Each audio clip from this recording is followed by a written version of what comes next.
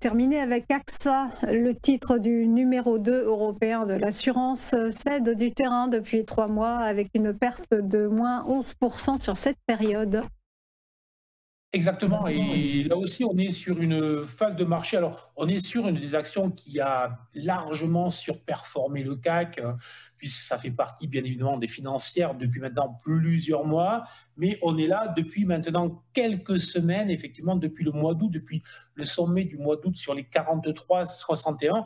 On est sur une phase d'hésitation, de retracement, grand classique après les hausses qu'il y a eu. Et là où je suis intéressé pour l'action, c'est qu'elle s'inscrit vraiment dans une configuration qu'on appelle une phase de biseau descendant, hein, qui sont des phases de marché potentiellement susceptibles de redéclencher des mouvements qui sont haussiers.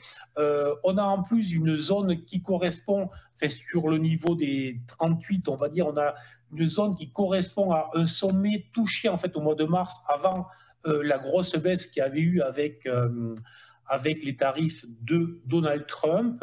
Et tout simplement, il faut surveiller.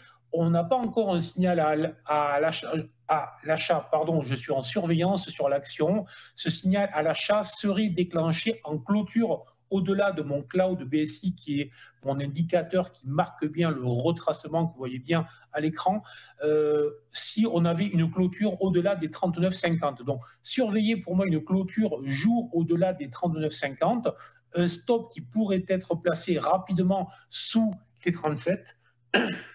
Donc, un risque de 2,5 potentiellement, avec un potentiel qui serait un retour sur les derniers hauts, donc un potentiel supérieur en fait à 4 euros, donc très intéressant. Donc, surveillez ça. En attendant, il faut surveiller tout simplement. Merci beaucoup Bernard Francesco pour votre éclairage et votre expertise. Merci à vous, belle journée.